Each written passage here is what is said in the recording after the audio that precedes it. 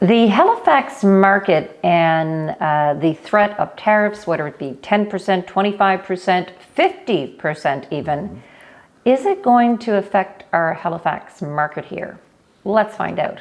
So Matt, look, you're out here again. I love it. Yeah, I love it. Absolutely. So yeah, like honest to God, I was doing laundry yesterday. Yes. And because my watch is hooked up to my phone and I get the news and I looked at it. Trump is going to give us 50% tariffs. Yeah. And I literally busted out laughing in the laundry room. Yeah. So what do you think of tariffs here in our market? First of all, I'm watching an unhealthy amount of what's going on in the U.S. politics world at this bad. point. Yeah, I can't help myself when I first wake up and as I'm drifting off to sleep. It's not healthy. But the challenge is that things are changing so much that, we just were joking. What we're talking about today could be false 3 days from now. And so, overall, I'll just give my impression of this.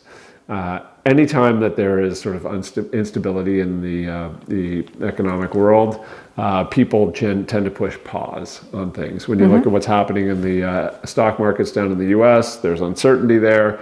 People just sell all their equities and they go back to cash because cash is fairly stable and you know what you're getting. Yeah.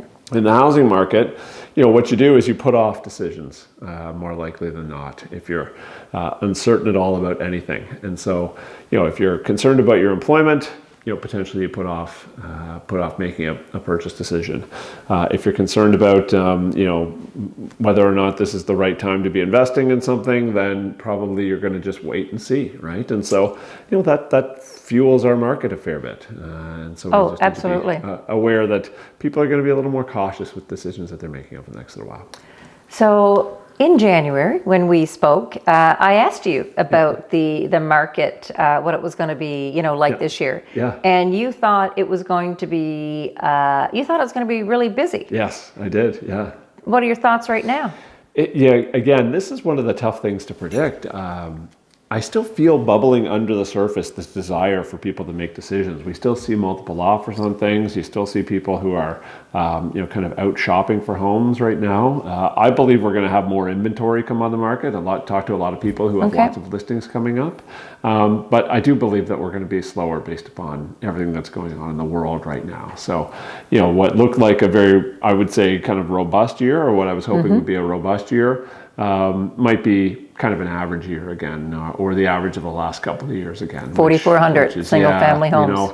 I hate to say that, and hopefully things will settle down here over the next little while, and we'll get something arranged with our American counterparts that we can all live with, and people can get back to making the decisions for their lives that make sense. I said this in an email just this morning where I was talking to our group.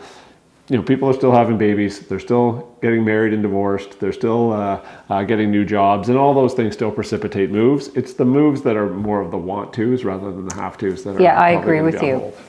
And if you look at, I just blogged an article about new construction. Yes. That if the prices do go up, they may just hold off on building. Yep. Yeah. Interesting. I had a Jason Breen here from Sutton. Yeah. He just ran into an offer where the escalation clause is that the builder put it back on again. Interesting.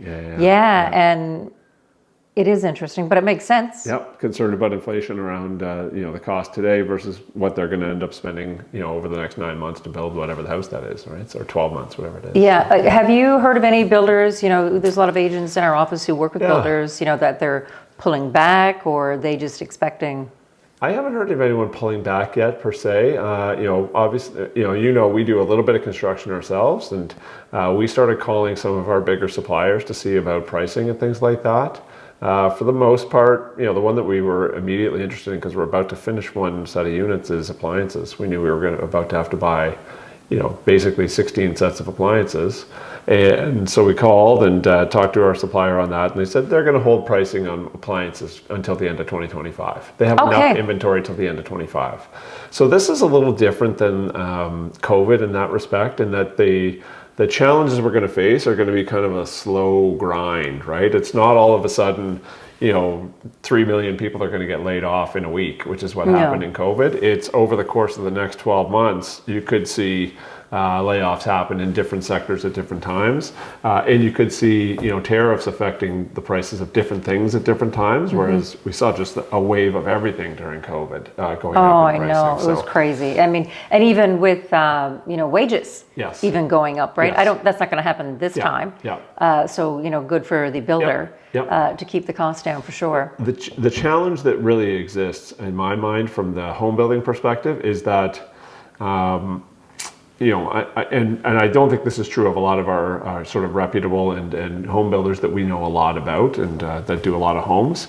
But if there's the perception that inflation is there's nothing that really stops a home builder from using that as an excuse to put prices up anyway. And so you could see that used by some of the folks who are trying to take advantage of the situation here. Again, for the bigger builders that you and I know, their goal is to move product out, right?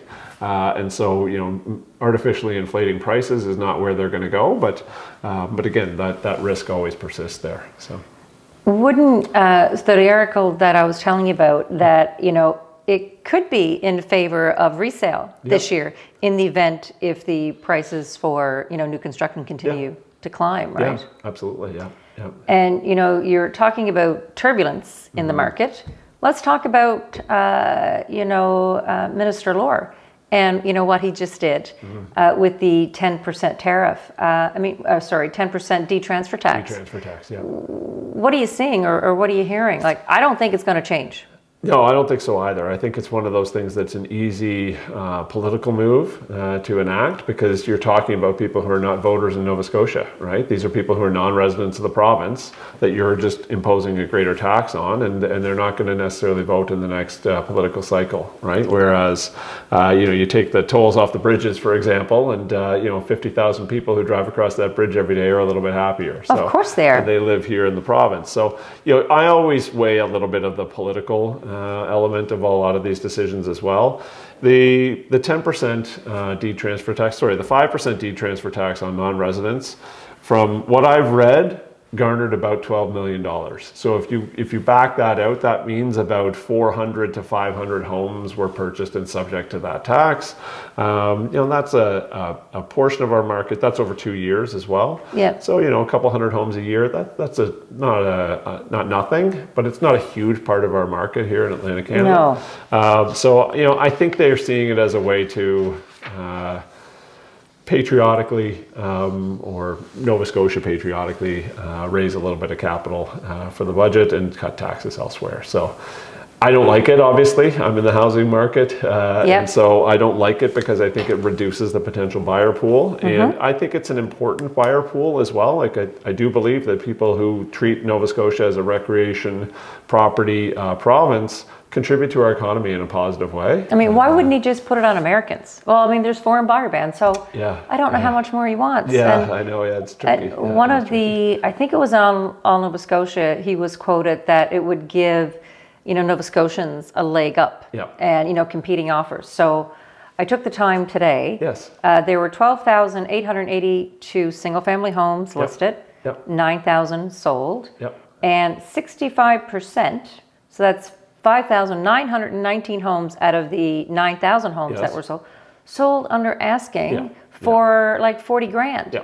So do they not consult real estate agents and just to see what exactly is happening in the trenches? Because the competing offers.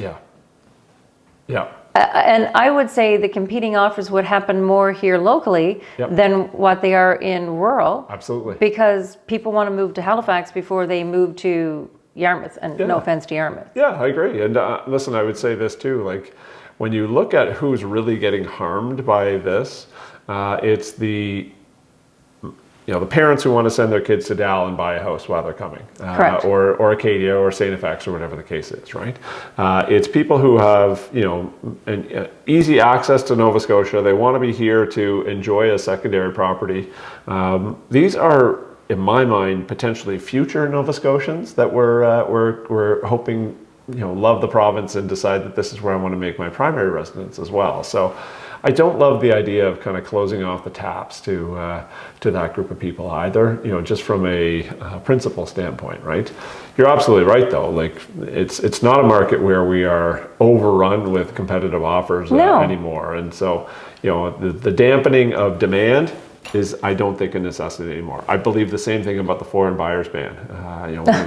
One of the questions that I had for some folks that I know at Royal LePage Canada was, what do you think happens to immigration with everything that's going on between the Canadians and the Americans, right? And does Canada become a more attractive place for the rest of the world to come, or that's a great question, or a less attractive place? I don't know, right? Because now you're in the under the microscope here a little bit, and I think that if our leadership can continue to take sort of a let's call it a sane, rational, reasonable approach to defending ourselves here, then I think we do become a more attractive place to go than some place that's led more erratically, right? And that could be positive. I see positives in this for sure, in this sort of tariff issue that we're dealing with.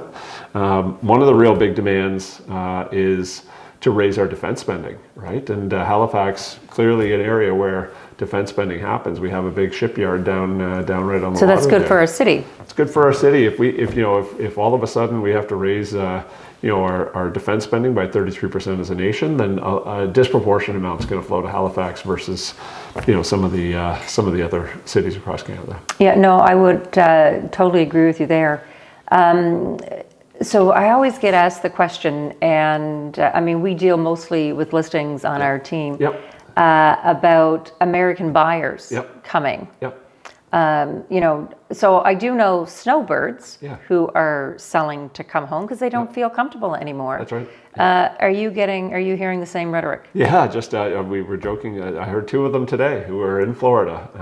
One who's the parents of one of our staff members who are coming home, right, and exiting Florida and coming here, and then another one was sort of a friend of a friend of a friend who is has a place down in Florida and just saying, I'm not comfortable here anymore. So I don't like dealing with the conversations that I'm having to deal with over the last 4 months, and so lots of places in the world I can go spend my money and get there if I need to. Do you think that would put any type of demand on the Nova Scotia housing? Sure. Yeah, sure. If you're looking for to come back to Canada, maybe it's I'm going to be bringing back some money here to deploy somewhere, right? And so whether they own a home here and own a place in Florida, and now where they're going to come back to Canada, either maybe they'll have a recreational property here, or the single property becomes a different property for them.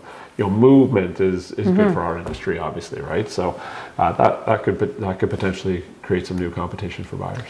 I found this interesting. So a couple of weeks ago, I went on to a Facebook group, Yes. and I asked what they thought an affordable purchase was. Yeah, interesting. And not like, and I didn't want to know about, rentals, question. just Yeah. purchase. Yeah. And what was interesting was it was well under 500. Interesting. Yeah. So I don't know if it's we're not doing our job right as real estate agents, or if they're misinformed, or maybe they were from different parts of Nova Scotia. Yep. What are you hearing? What buyer expectations are out on the street?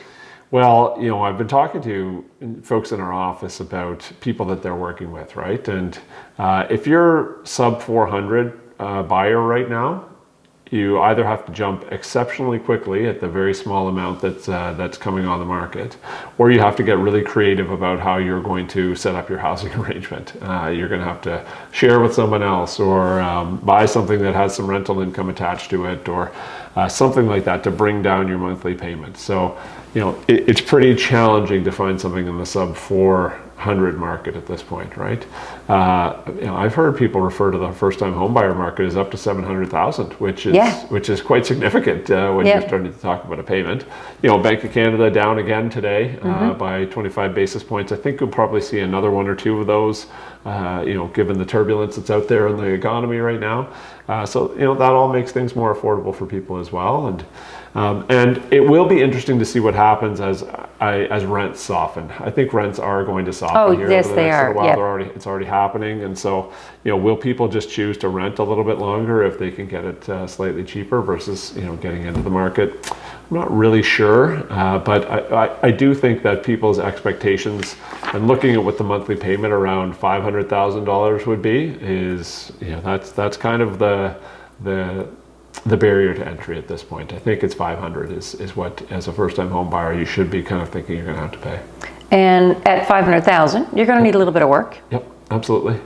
And I think that's the conversation, us as realtors, when you're in the buying role, that you need to have with your, you always hear me talk about the Cinderella. You're not going to find the perfect home. No. Absolutely. And especially within that price point.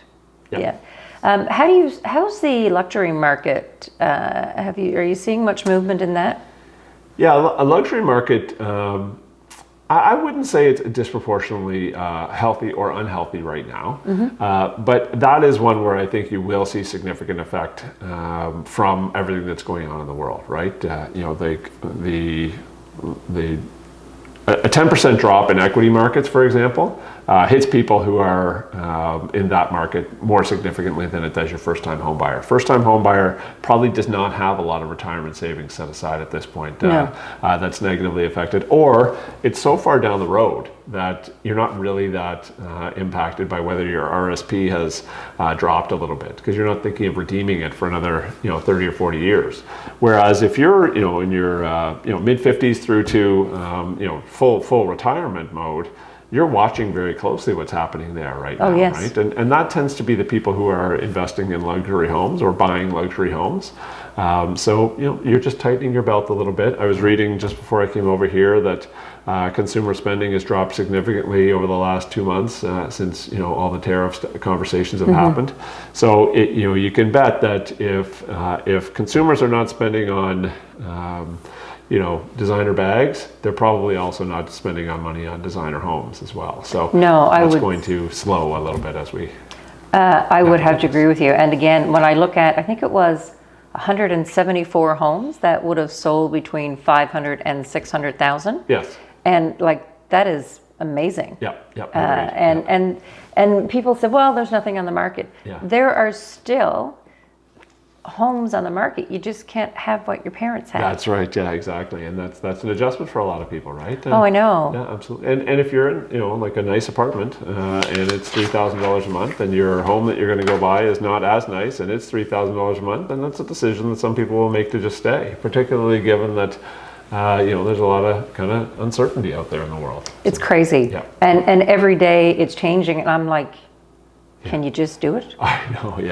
Yeah, well, I'm in this sort of large WhatsApp group with a bunch of business owners from across the country, and I would say there's a fairly interesting divide there, where some are just ready to say, okay, let's ramp this thing right up and see where the chips fall, and then there's another the other 50% are saying, no, diplomacy is what we need. Let's just play this out slowly and do our best. So it's quite interesting, because I kind of feel the same as you, is not knowing what's going to happen every day is almost worse than just dealing with the consequences. I know, and I'd rather deal with the consequences. And and I think all governments are doing really well. Yeah, I think and, so too. I think so too. It's a proud time to be. If there ever was a proud time to be Canadian, now is the time. Absolutely. And it's so funny. I always admired.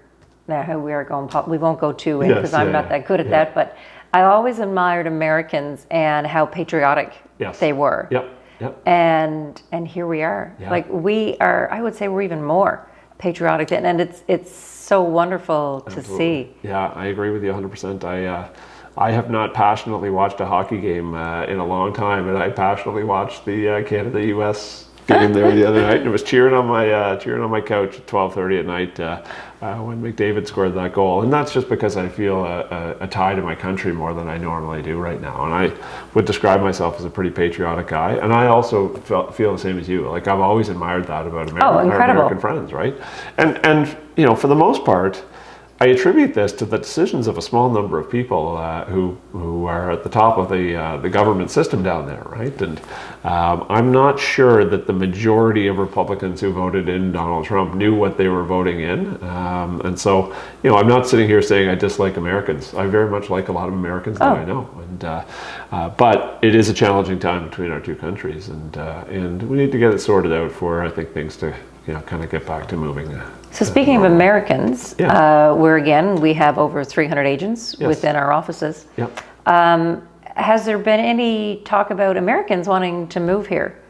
Yes, absolutely. Yeah, we've had, just anecdotally, I've talked to 3 or 4 agents in our Halifax office specifically who have had inquiries and serious inquiries from people who are considering moving. There was a young guy I was talking to just yesterday who had an open house, and someone came through, they're American, and the budget is quite healthy, and they're ready to buy something in Canada. And ultimately they're just saying, like, we like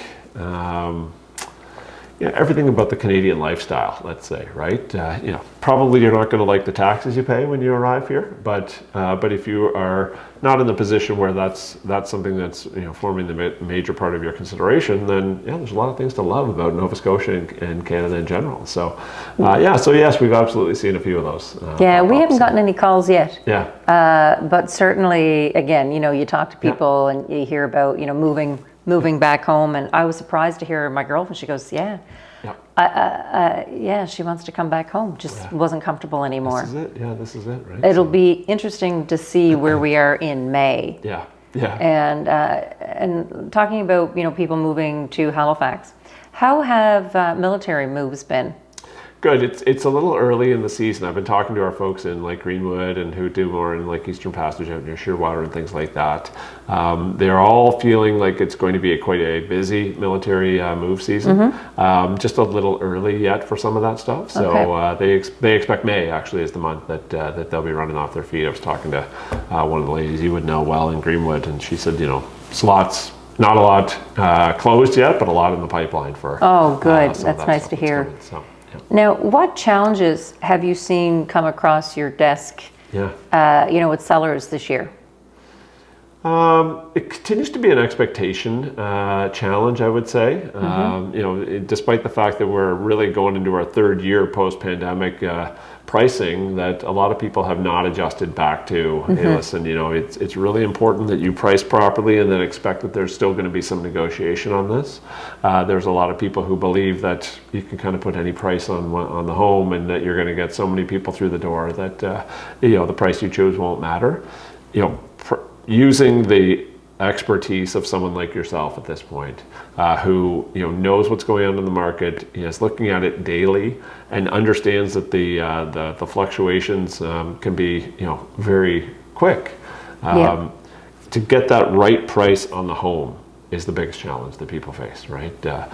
So managing those expectations, and as homes sit on the market longer, which I expect will continue to happen as we see more and more inventory. Again, finding a realtor who can continue to communicate and has a marketing plan built out for you is sometimes a tricky thing as well, because we have, it's a notorious industry for lots of newcomers and turnover in the industry. There's some people who have only lived in the COVID era as realtors and need to figure out, how do I build a 60-day communication plan and a 60-day marketing plan rather than a 7-day each or 6 months. Right? It might be 6 months, exactly. So, so that to me is one of the things that our realtor population is going to have to adjust to if they haven't dealt with that before. So. I mean, it's this is nothing new. So this is a market I do well in. That's right. Working in 18 months of inventory, and the market for me didn't shift till 2017. That's right. When I saw, I think it was like Echo. I sold a property within the first 30 days. I'm like, what? This is weird. Because I'm like, I got this till June. Till June. And so let's flip it to the buyer side. Sure. What challenges have you seen come across? Again, it's a little bit price specific there. There still is a little bit of an inventory challenge in the first-time buyers market. Again, when the good stuff comes on, to your point, if it's really nice, it's going to be competed on. Expectations, which we talked about earlier as well, is still an important thing to manage for buyers, and that's challenging sometimes, right? Like, you're going to have to do some work if you're a first-time buyer.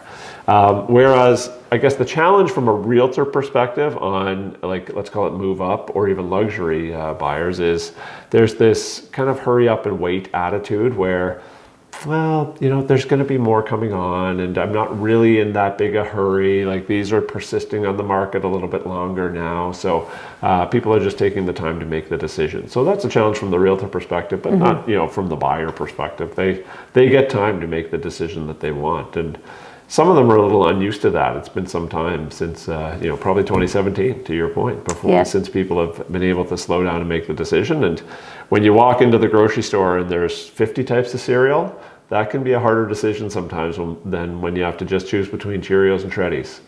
You make that call and you go with it, right? And but if you've got 50 to pick from, you can get a little bit paralyzed by the overwhelmingness of that. I remember when I bought my first house in Ottawa, it was like, it was so difficult to concentrate and choose which one, and that's where our market is getting back to.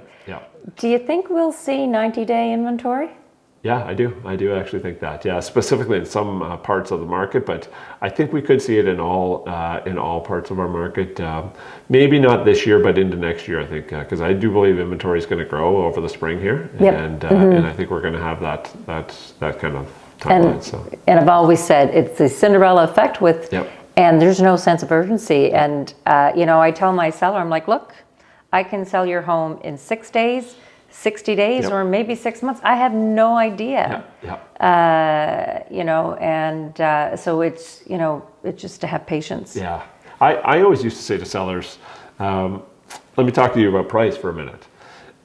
There's a price I can put on where this house will sell today, right? And you're not going to want that price. You're going to want more money than that, right? Then we can guess at the one where it's going to sell in a reasonable amount of time. Let's call that under a month. And then there's a price we can put on where we could sit on the market for 12 months and maybe get nothing, right? And so, which one of those is the one that you're kind of interested in? And 9 times out of 10, it's that middle one where they say, let's get it on at the most I can get, but at a reasonable time as well.